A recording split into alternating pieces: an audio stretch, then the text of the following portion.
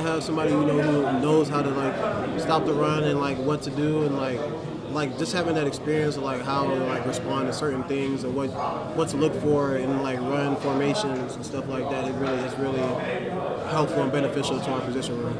Do you have a sack number you'd like to reach this year, or are you just kind of going with the flow? I know my number in my head, but I'll let you know at the end of the season.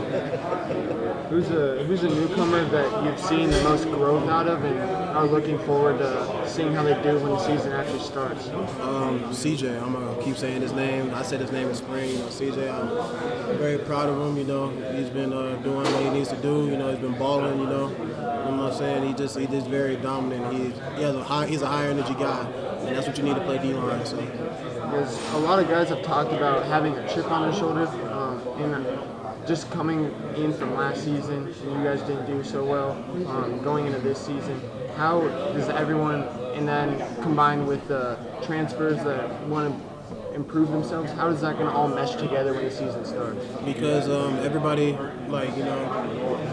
I've always strived on being the underdog. I think a lot of us strive off of being the underdog because a lot of us were underdogs wherever they came from. So everybody has this set number of what they think we're going to do. And everybody has a plan like, oh, they're going to play Arizona State, they're going to walk over us. But everybody has a plan until you get punched in the mouth, me personally. So I just think, we just have, we just brush that off because, we know what we can do. So it's just like, when the pads come on, we just let the pads do the talking when that time comes. So.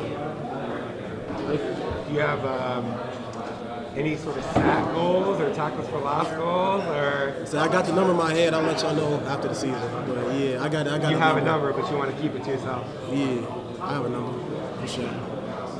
What do you think about the fact that no ASU players were on the first or second team preseason all conference? ASU was the only team that didn't have anybody on there. Does that motivate you guys, or? We know what we can do. I know what I can do.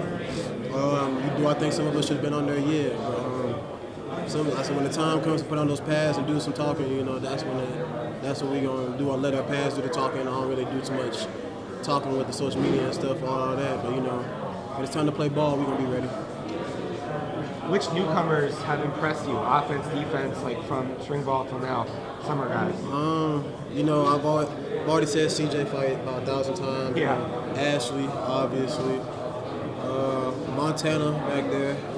He's been doing his thing. This is a lot of young guys that are coming in right now. They're high energy guys that are doing the thing, doing stuff the right way, and I appreciate that. You know what I'm saying? So. I'll have Deshaun Mallory or Juju. Oh yeah, dang, it's a lot. Yeah, Deshaun, yeah, that's my dude. Yeah, those guys right there. I'm excited to see them play. I'm excited to see what they can do.